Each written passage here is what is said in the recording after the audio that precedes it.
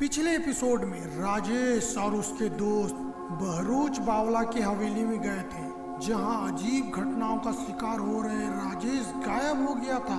अब बची हुई नीलिमा, मोहित और अंजलि इस भयावह घटनाक्रम से बाहर निकलने की कोशिश में फंस गए थे। एपिसोड 2 हांडी का रहस्य। अंधेरी हवेली की दीवार जैसे चीख रही थी और हवाओं में सन्नाटा इतना घना हो चुका था कि उसकी गूंज साफ सुनाई दे रही थी। राजेश की रहस्यमय गायब होने के बाद नीलिमा, मोहित और अंजलि को समझ नहीं आ रहा था कि वे क्या करें। मोहित ने घबराते हुए कहा, हमें यहाँ से भागना होगा, कुछ तो बहुत गलत हो रहा है। लेकिन समस्या यह थी कि हवेली की दरवाजे और खिड़कियां किसी जादू से जकड़ी हुई थी। वहां जाने का कोई रास्ता ही नहीं दिख रहा था।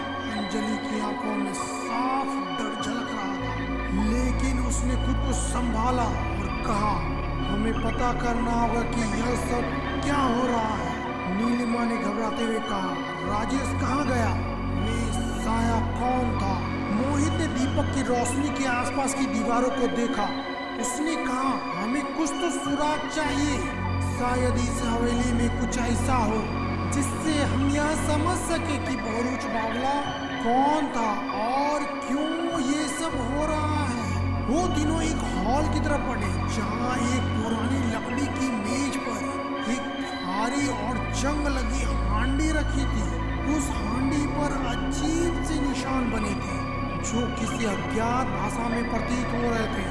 अंजलि ने उसे ध्यान से देखा और कहा, ये हांडी यहाँ क्यों रखी है?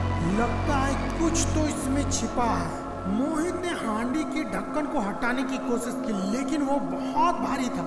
जब तीनों ने मिलकर ढक्कन हटाया तो अंदर से ठंडी हवा का झोंका निकला और पूरे कमरे में अजीब सी धुंध फैल गई। वो तीनों डर गए। जब उन्होंने हांडी के अंदर झांका, उन्हें एक पुरानी किताब रखी मिली, जिसके पन्ने बेहद पुराने और फटे चिटे हुए थे।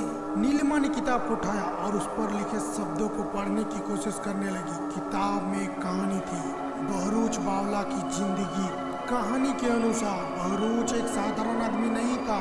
वह एक रहस्यमय अनुष्ठान का हिस्सा बना था, जिसमें उसकी आत्मा को अमर बनाने के लिए उसकी बलि दी गई थी।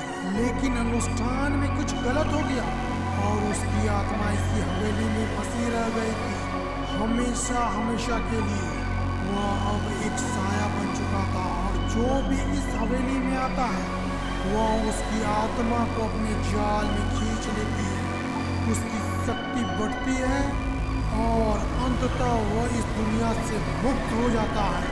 अंजलि कांपते हुए कहती है, इसका मतलब है कि राजेश की आत्मा अब हवेली में कैद हो चुकी है। मोहित ने घबराते हुए कहा, हमें यहाँ से तुरंत निकलना होगा। लेकिन जैसे वे पीछे मुड़े, हवेली के दरवाजे पर एक साया खड़ा था। वही साया जो पहले राजेश को निगल चुका था।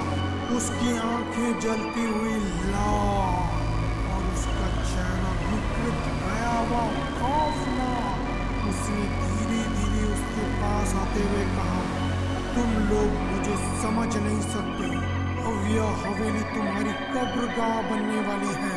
मोहित ने हिम्मत दिखाते हुए कहा, हम तुम्हें रोकेंगे। साया हंस पड़ा और बोला, कोई मुझे नहीं रोक सकता। बहरूच बावला की आत्मा अब और भी ताकतवर हो चुकी है।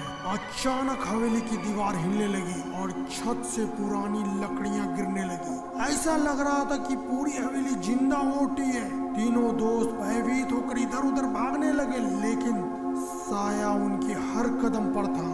नीलिमा ने किताब को कसकर पकड़ लिया और अंजलि से कहा, किताब में ही इसका हल होगा, हमें कुछ करना होगा। लेकिन इससे पहले कि वे कुछ कर पाते, साई ने मोहित को पकड़ लिया और उसे घसीटने लगा।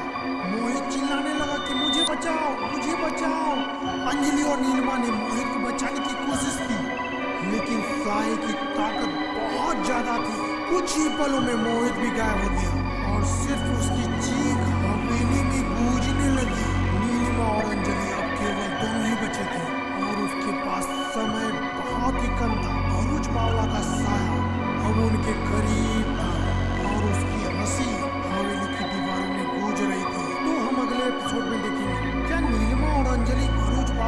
साए से बच पाएगी? क्या किताब में छुपा राज उन्हें साए से मुक्ति दिला पाएगा? तो दोस्तों, आपको कहानी अगर इंटरेस्टिंग लग रही हो तो आप हमारे चैनल को लाइक, सब्सक्राइब और शेयर करना बिल्कुल भी ना भूलें।